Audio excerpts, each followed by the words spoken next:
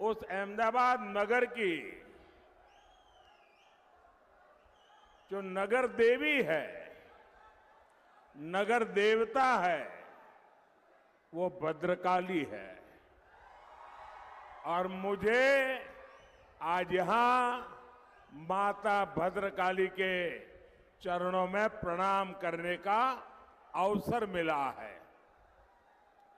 यहां से कुछ दूरी पर मौजूद रामप्पा मंदिर को भी मैं श्रद्धापूर्वक प्रणाम करता हूं।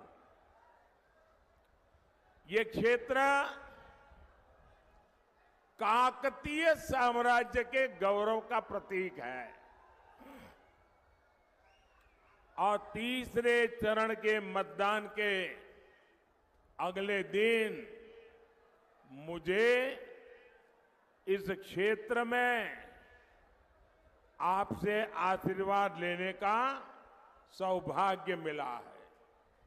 साथियों, तीसरे चरण ने दो बातें साफ कर दी है।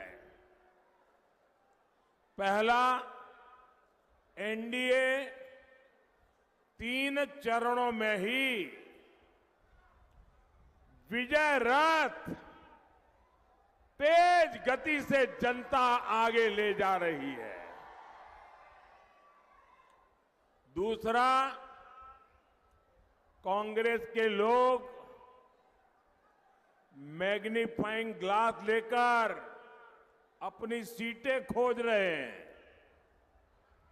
आज तेलंगाना में आपका उत्साह, ये आपके आशीर्वाद इतने अद्भुत है। मैं एक और बात कह सकता हूं, चौथे चरण में कांग्रेस का सामान्य मैग्नीफाइंग ग्लास से काम नहीं चलेगा।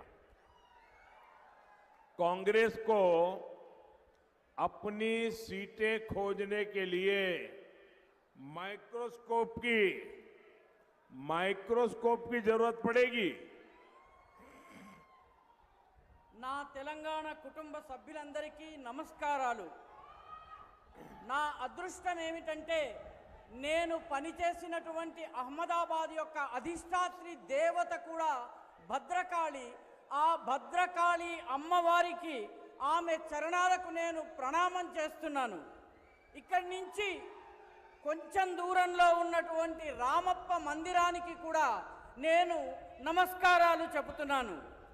ఈ ప్రాంతము కాకతీయుల విజయ గౌరవ పతాకకు ప్రతీక। అదేవిధంగా 3వ దశ పోలింగును పూర్తి చేసుకుని నేను ఇక్కడికి వచ్చి మీ ఆశీర్వాదాన్ని తీసుకునేటటువంటి అదృష్టాన్ని పొందాను। మిత్రులారా, 3వ దశ పోలింగ్ 2 విషయాలను స్పష్టం చేసింది। మొట్టమొదటి విషయం, ఎన్డీఏ మొదటి 3 చరణాలలోనే, మొదటి 3 దశల్లోనే విజయ రథము అత్యంత వేగవంతంగా ప్రయాణం చేస్తున్నది। రెండవ విషయం, కాంగ్రెస్ తన సీట్లు ఎక్కడెక్కడ గెలుస్తుందా అని భూతద్దం పెట్టి చూసేటటువంటి పరిస్థితి వచ్చింది। నేడు తెలంగాణలో మీ ఉత్సాహము, మీ ఆశీర్వాదము చాలా అద్భుతంగా ఉంది। నేను మరొక్క మాట చెప్పదలుచుకున్నాను। 4వ చరణం పూర్తయ్యేసరికి కాంగ్రెస్ తన సీట్లను భూతద్దంతో వెతికితే దొరకవు। దానికోసము మైక్రోస్కోప్ కావలసి ఉంది। साथियों, मेरे लिए और बीजेपी के लिए वारंगल हमेशा से बहुत खास रहा है। 40 साल पहले जब बीजेपी के 2 एमपी थे, उनमें से एक सांसद, एक एमपी हनुमकोंडा से ही थे। बीजेपी आपका ये आशीर्वाद इसने कभी नहीं भूल सकती।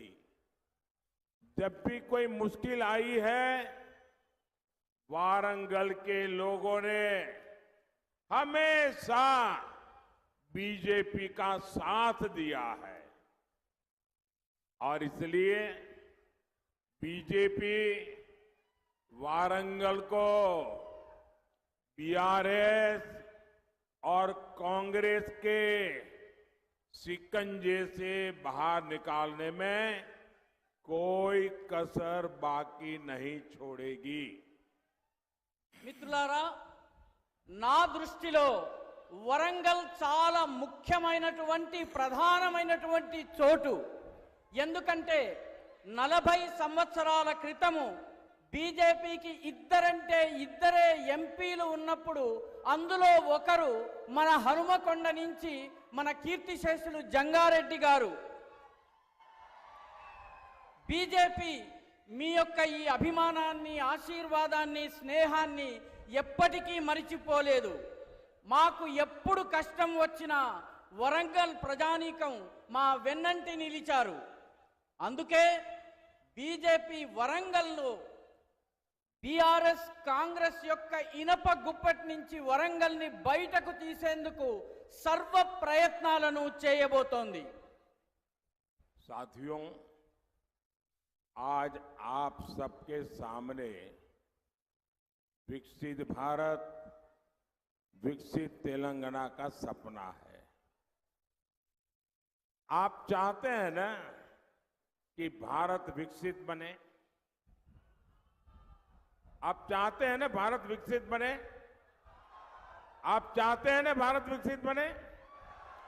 आप चाहते हैं ना भारत की साख पूरी दुनिया में आगे बढ़े? आप चाहते हैं ना? आप चाहते हैं ना कि आपके बच्चों का भविष्य उज्जवल हो? आप चाहते हैं आपके बच्चों का भविष्य उज्जवल हो? आजकल आप देख रहे हैं विश्व किस हालात से गुजर रहा है। दुनिया में हर और अस्थिरता है, अशांति है, संकट है। ऐसे में क्या देश की कमान गलत हाथों में दी जा सकती है? इसलिए ही देश कह रहा है, फिर एक बार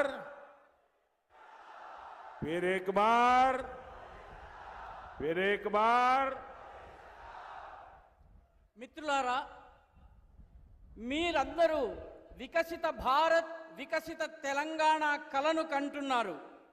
మీరందరూ భారతదేశం అభివృద్ధి చెందాలని కోరుకుంటున్నారా? మీరు భారతదేశం యొక్క ప్రతిష్ట ప్రపంచమంతా వ్యాప్తం కావాలని కోరుకుంటున్నారా? అదేవిధంగా మీ పిల్లల భవిష్యత్తు ఉజ్వలంగా ఉండాలని మీరు కోరుకుంటున్నారా? ఈ రోజుల్లో ప్రస్తుత పరిస్థితుల్లో మీరు చూస్తున్నారు ప్రపంచం ఎలాంటి పరిస్థితుల్లోంచి వెళ్తోందో. ప్రపంచమంతటా అస్థిరత, అశాంతి, భయాందోళనలు, విపత్తులు ఉన్నాయి. ఇలాంటి పరిస్థితుల్లో దేశం యొక్క కార్యభారము, దేశం యొక్క పూర్తి శక్తి తప్పుడు చేతుల్లోకి వెళ్ళకూడదు. అందుకే దేశం ఏమంటోందంటే అబ్ కీ బార్ మోదీ సర్కార్ అంటోంది. साथियों, 10 साल पहले की कांग्रेस की केंद्र सरकार कोई उसके पापों को भूल नहीं सकता।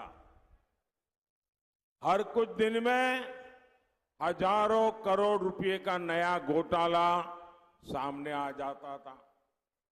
देश के बड़े बड़े शहरों में सीरियल बम ब्लास्ट होते थे।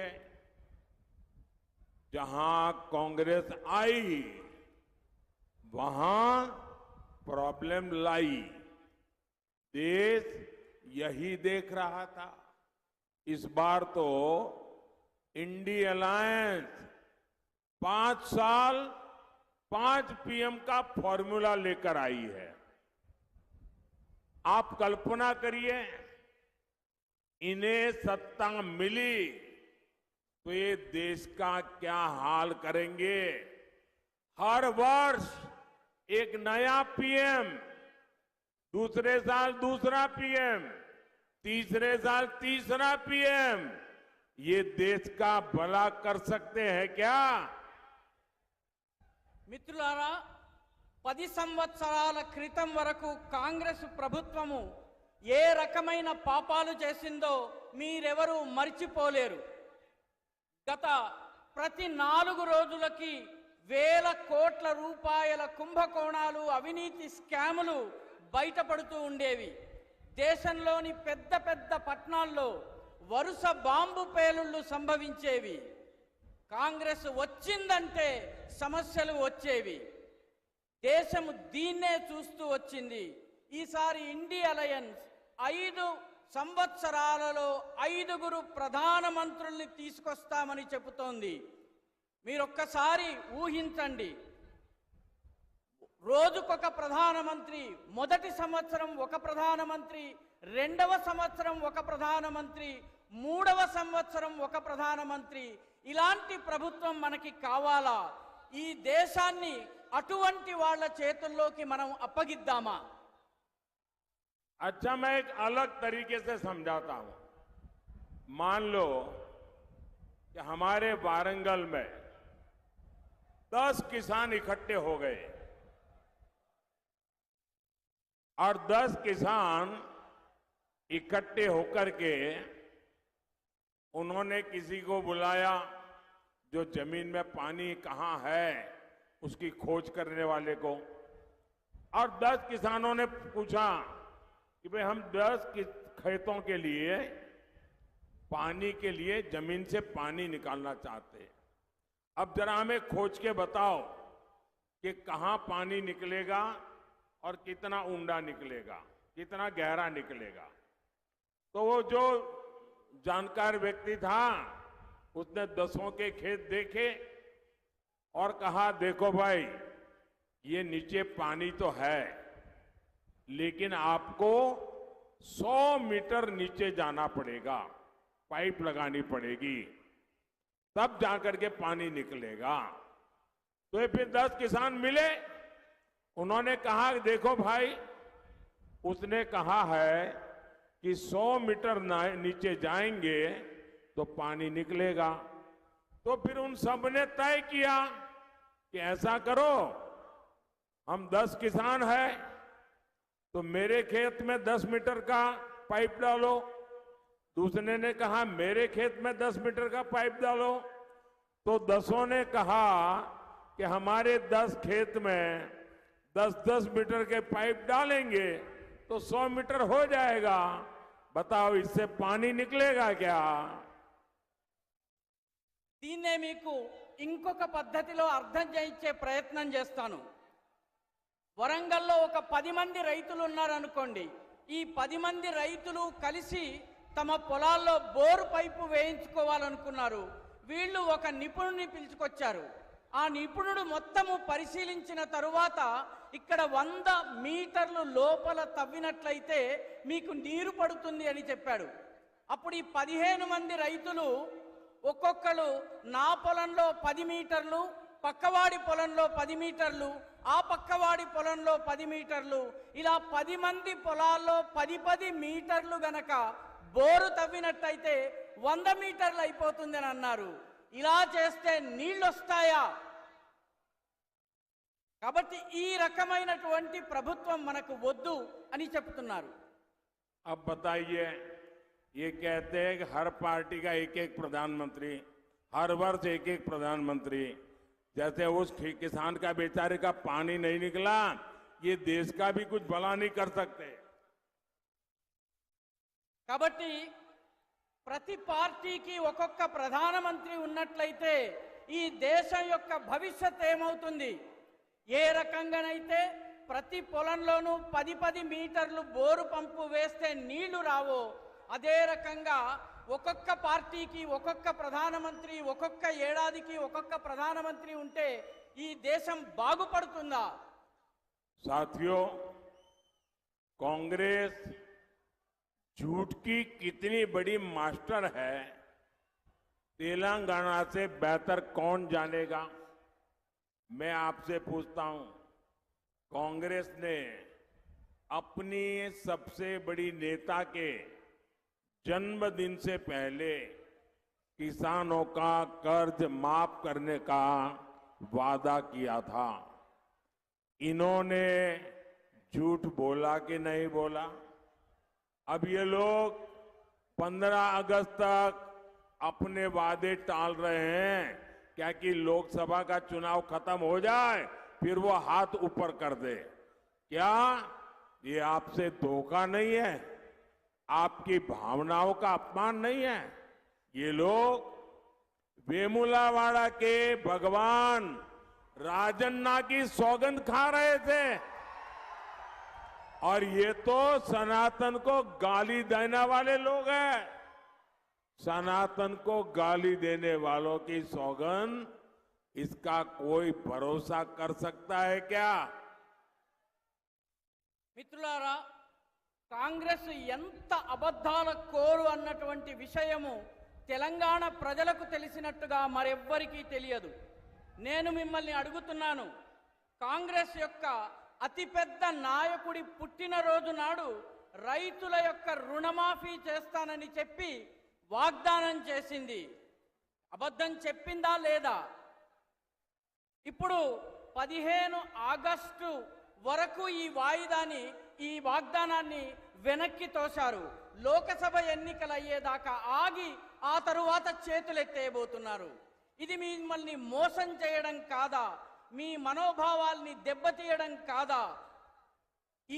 వీళ్ళు వేములవాడ రాజన్న మీద ప్రతిజ్ఞ చేస్తున్నారు, ఒట్టు పెట్టుకుంటున్నారు.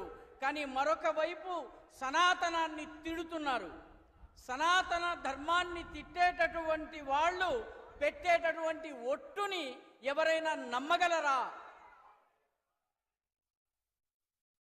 साथियों, कांग्रेस ने तेलंगाना आंदोलन में बलिदान देने वालों के परिवार को पेंशन देने का वादा किया था। कभी भी वो वादा पूरा किया क्या?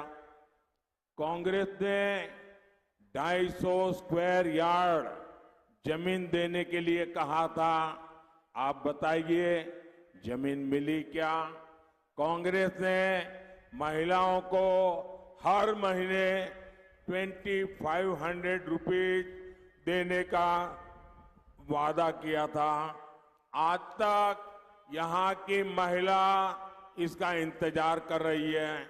यहां तेलंगाना में पावर कट इतने ज्यादा बढ़ गए हैं कि लोगों का जीना मुश्किल हो गया है। ऐसी विश्वासघाती कांग्रेस क्या आपका भला कर सकती है? మిత్రులారా, కాంగ్రెస్ పార్టీ తెలంగాణ కోసం బలిదానం చేసిన వాళ్ళ కుటుంబ సభ్యులకి పెన్షన్ ఇస్తానని వాగ్దానం చేసింది. ఆ వాగ్దానం పూర్తయిందా? అదేవిధంగా కాంగ్రెస్ 250 గజాల భూమిని ఇస్తానని చెప్పి కూడా, స్థలాన్ని ఇస్తానని చెప్పి కూడా వాగ్దానం చేసింది. ఆ భూమి లభించిందా? కాంగ్రెస్ మహిళలకు నెలకు 2500 రూపాయలు ఇస్తానని వాగ్దానం చేసింది. ఇప్పటికీ మహిళలు ఆ 2500 రూపాయల కోసం ఎదురు చూస్తున్నారు. ఇక్కడ తెలంగాణలో విద్యుత్ కోతలు, పవర్ కట్స్ ఎంతగా పెరిగిపోయినాయంటే ప్రజలకు ఈ గంట గడవడం కష్టమైపోతోంది. ఇటువంటి నమ్మక ద్రోహి అయిన కాంగ్రెస్ మీకు ఎలాంటి మేలు చేయగలదు? ఒక్కసారి ఆలోచించండి. साथियों, जब से कांग्रेस आई है तेलंगाना का विकास ठप पड़ा है। सरकार का खजाना खाली हो गया है।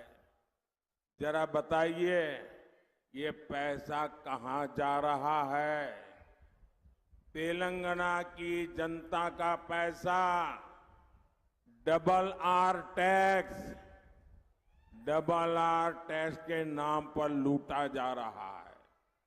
और यहां चर्चा है कि डबल आर टैक्स में एक हिस्सा पहले आर के लिए हैदराबाद जाता है, दूसरा हिस्सा दूसरे आर के लिए दिल्ली भेजा जाता है। మిత్రులారా, కాంగ్రెస్ ప్రభుత్వం అధికారంలోకి వచ్చినప్పటి నుంచి అభివృద్ధి పూర్తిగా ఆగిపోయింది. ప్రభుత్వం యొక్క ఖజానా పూర్తిగా ఖాళీ అయిపోయింది. మీరు చెప్పండి, ఈ డబ్బులన్నీ ఏమవుతున్నాయి? ఇక్కడ తెలంగాణలో చర్చ ఏమిటంటే డబల్ ఆర్ ట్యాక్స్ అనే పేరిట ప్రజలని దోపిడీ చేయడం జరుగుతోంది. ఈ డబల్ ఆర్ ట్యాక్స్ లోని మొదటి ఆర్ కోసము ఒక భాగం హైదరాబాద్కు వెళితే రెండవ ఆర్ కోసము ఢిల్లీకి వెళ్తోంది. कांग्रेस हो या इंडी अलायंस, ये जहां सत्ता में आए वो राज्य उनका एटीएम बन गया। अभी झारखंड से नोटों के पहाड़ निकले हैं, आपने देखा है ना। इसके पहले कांग्रेस के एक सांसद के यहां 300 करोड़ कैश निकला था। और जब मोदी इनके ब्लैक मनी, इनके करप्शन पर कार्रवाई करता है तो ये मोदी को गाली देते हैं। కాంగ్రెస్ కావచ్చు లేదా ఇండి అలయన్స్ కావచ్చు, ఈ రెండు ఏ రాష్ట్రంలో అధికారంలోకి వచ్చాయో ఆ రాష్ట్రము ఈ పార్టీల కోసం ఏటీఎంగా మారిపోతుంది. ఈ మధ్య జార్ఖండ్లో నోట్ల కట్టల గుట్టలు బయటపడ్డాయి. దీన్ని మీరు చూసే ఉంటారు. అదేవిధంగా ఇంతకు ముందు ఒక కాంగ్రెస్ ఎంపీ గారి ఇంట్లో 300 కోట్ల రూపాయల క్యాష్ నగదు బయటపడింది. మోదీ వీళ్ళ దగ్గర ఉన్నటువంటి నల్లధనాన్ని, బ్లాక్ మనీని, వీళ్ళ అవినీతిని అంతం చేసేందుకు చర్యలు తీసుకుంటే వీళ్ళందరూ మోదీని విమర్శిస్తూ ఉంటారు. साथियों, कांग्रेस के लिए देश का संविधान कोई मायने नहीं रखता। बाबा साहब आंबेडकर ने खुद कहा था कि भारत में रिलीजन के आधार पर रिजर्वेशन नहीं मिलना चाहिए। लेकिन कांग्रेस ने कर्नाटका में बीसी आरक्षण काटकर मुस्लिमों को दे दिया है। यही कोशिश इन्होंने संयुक्त आंध्र प्रदेश में भी की थी, लेकिन तब हाई कोर्ट ने उस पर रोक लगा दी थी। ये बात कांग्रेस को खटक रही है, इसलिए ये कांग्रेस कानून बनाकर एससी, एसटी, ओबीसी इनका आरक्षण हटाकर अपने वोट बैंक मुसलमानों को देना चाहते हैं। जितना आरक्षण आज एससी, एसटी, ओबीसी को मिलता है वो खत्म करके इंडी अलायंस पूरा का पूरा रिजर्वेशन मुसलमानों को देना चाहती है। मैं जरा आपसे पूछना चाहता हूं, क्या आप ये लूट होने देंगे? ये आपका आरक्षण लूट लेंगे, आप देखते रहेंगे? మిత్రులారా, కాంగ్రెస్ దృష్టిలో ఈ దేశపు రాజ్యాంగానికి ఎలాంటి విలువ లేదు. బాబాసాహెబ్ అంబేద్కర్ స్వయంగా మతం ఆధారంగా రిజర్వేషన్లు ఇవ్వకూడదని చాలా స్పష్టంగా చెప్పారు. కానీ కాంగ్రెస్ కర్ణాటకలో వెనకబడిన తరగతులు అంటే బీసీల రిజర్వేషన్ను కత్తిరించి ముస్లింలకు ఇచ్చింది. ఇదే ప్రయత్నము అవిభక్త ఆంధ్రప్రదేశ్లో కూడా చేయడం జరిగింది. కానీ హైకోర్టు దీనిని నిలువరించింది, నిలిపివేసింది. దీన్ని కాంగ్రెస్ ప్రభుత్వం సహించలేకపోతోంది. అందుకే చట్టాన్ని చేసైనా సరే షెడ్యూల్డ్ కులాలు, షెడ్యూల్డ్ తరగతులు, ఓబీసీలకు సంబంధించిన రిజర్వేషన్